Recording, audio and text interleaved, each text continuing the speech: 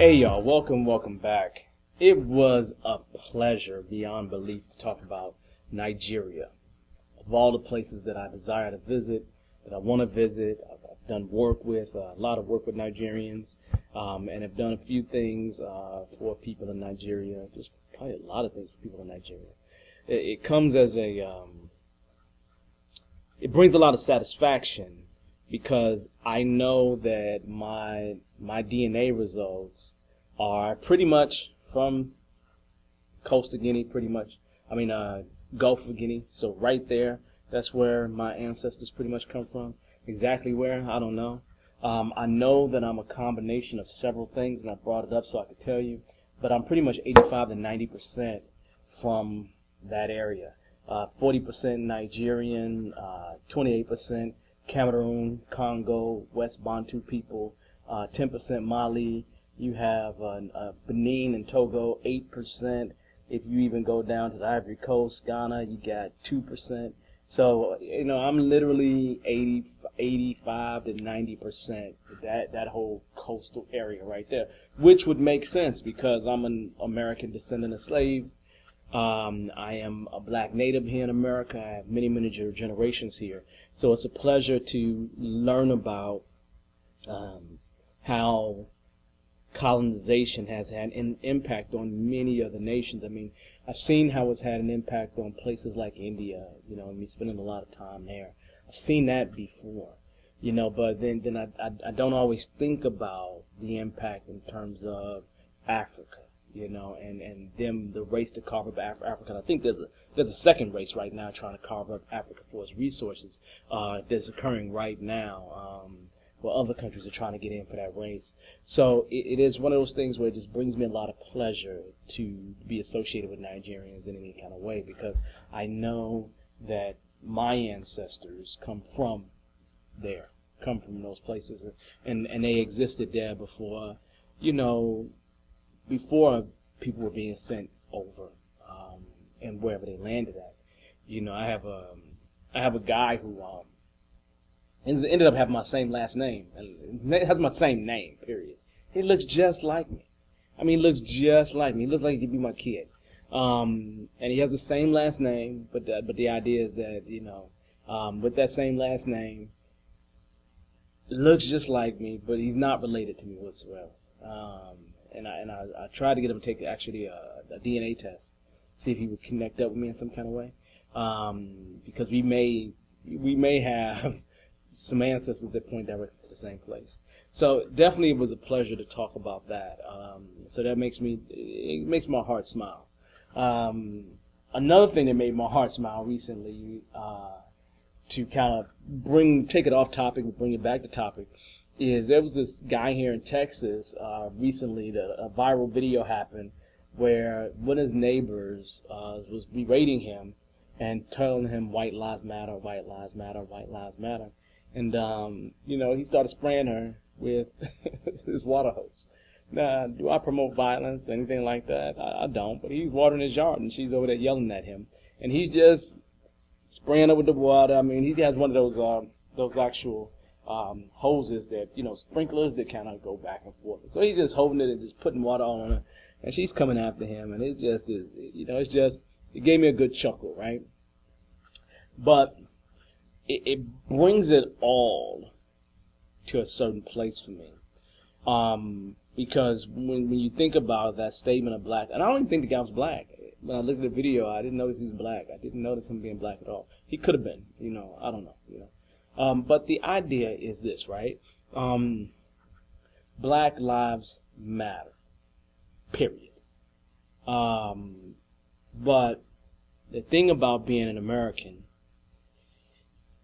a native black American for me, American descendant of slavery, being here in this place, right? We have this way of not worrying at all about the worldview.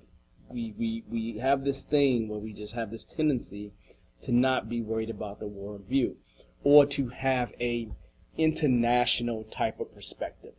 I'm guilty of that for sure. I'm guilty of that American way of thinking.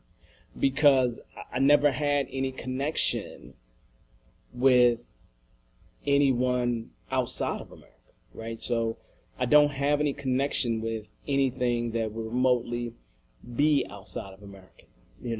I think about somebody like, President Obama. His father was an African, no question, African, right?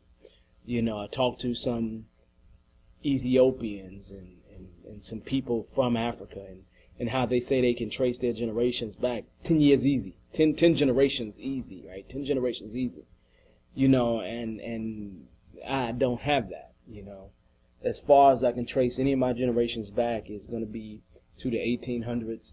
It's going to be 40, 50 years prior to slavery at best. Now,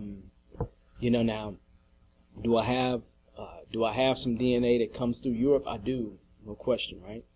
But it kind of points toward Europe before Europe existed, right? So it could be from the Middle East, it could be from North Africa, it could be from, they don't like to call North Africa Africa. It could be from one of those other places there, right? Because I have this connection with a bunch of white folks. So obviously some sneaky, freaky stuff happened at some point, right? But since COVID has happened, I've had an opportunity to kind of look at myself more as a global citizen. I have mentees that have come to me, and especially one mentee comes to me, and she's super concerned about Nigeria because she's from there and she wants to do many, many things from Nigeria and everything else. And, I understand that and I help out any way that I can. Okay. And those things I get, right? But again, I don't have that connection. I don't. I don't have anybody who I can call cousin or family, just in a general sense, right? And so I have a connection with the South because that's where my folks are from. But I don't have that from a global perspective anyplace else. And that's one thing that we are missing as descendants of slaves. We're missing that. We're missing that wholeheartedly. For whatever reasons the slavery happened. We're completely missing that. So it's the erasing of everything that's me, that occurred. And I have to piecemeal together things in order to figure out what's a part of me, what feels comfortable, what anything, right? Now, I say that because the Black Lives Matter movement, for whatever the organization is irrelevant to me. I support Black Lives Matter movement, but not necessarily from the organization perspective, from the ideological perspective, right? And in supporting that, I have to also say to myself something real simple, and it's come to my mind as I see things happen. It is that all lives matter. Yeah, but that's known. What's really important for me in remaining connected to the rest of you is for you to understand that all Black lives matter. Okay? Now, I say that because I'm pointing out something really, really, really important. I'm not saying all American Black lives matter. I'm saying all Black lives matter. Across the diaspora, across the world. Because they're part of this human race, period. Shouldn't be treated any differently any place where we are, where we exist. Because I am maybe a small little war, capture, kidnapping. I am one action away from being born here, through the series of events, right? So, in my world, all Black lives matter. And in saying that, I want to say to Nigerians, period, I support you. Thanks for visiting the shop. There's absolutely no me without you. But before you walk out that door, make sure you visit us at Endangered Species Unapologetically.com. You will find ways to stay connected with us. Take a look at our show notes, other episodes, bonus material, as well as that merchandise that you know Hustle Man got over there in the corner. When you ready to break those chains, we got some stuff there for you to make your life better. However, as the old folks would say, be safe out there, young blood. See you next week.